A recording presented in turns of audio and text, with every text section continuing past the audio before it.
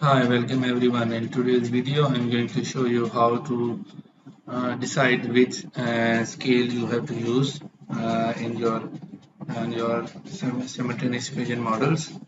So there are two popular methods to be used to calculate the latent variable. First is called reflective method, and second is formative method.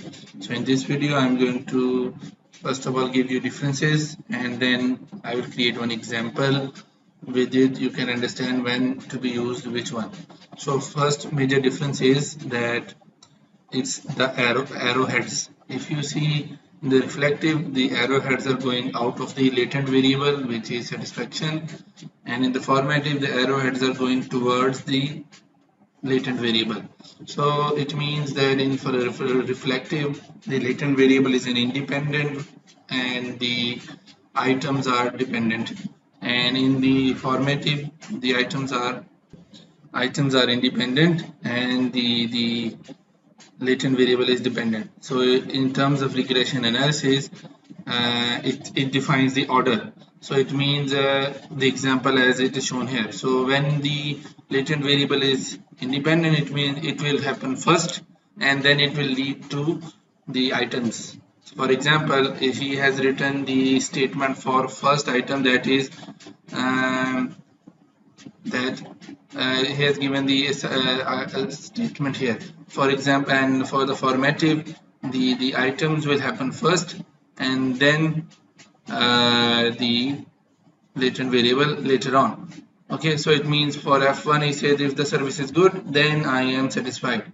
So it means if the service is good, he will be satisfied.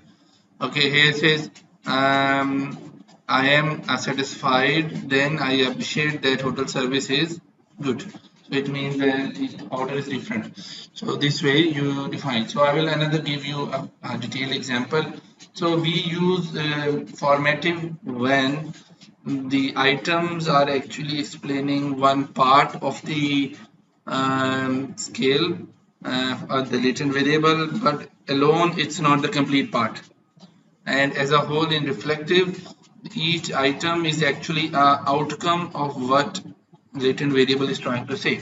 So in terms of like Islamic economics, I will let you give you an example. For example, we are talking about salah, we call it prayers. So our prayer will be completed when all the components are there, like you have a niyat, you pray, you have an ablution, you do wuzu, and then you complete all the requirements. So only niyat is not enough for a prayer to complete, and all of them should be there for it to be a good scale, or all of them should be there so that it can be completely measured. So this is a formative way, so that each item is an important component of the outcome, but that item alone is not cannot be considered as a whole latent variable. So the quality of the scale will be that all important items are there. And for the case of reflective, it is like outcome of that event. So if I pray, what will happen? I will have good deeds. I will have all the tangible or intangible rewards which are promised. I am going to I am praying in a congregation, so there is a social cohesion. So all the benefits that come out of the latent variable. So this is the difference, that here it is about the process, the inputs that lead to output. Not individual input is not only enough, all the important input should be there, all the ingredients should be there. Here it's like output has been created, what are the benefits that we will get. So the the the variety of benefits will define how good the the output was, like how good the prayer was, that will explain how much the reward is there. How good the inputs were will define how good the prayer will be.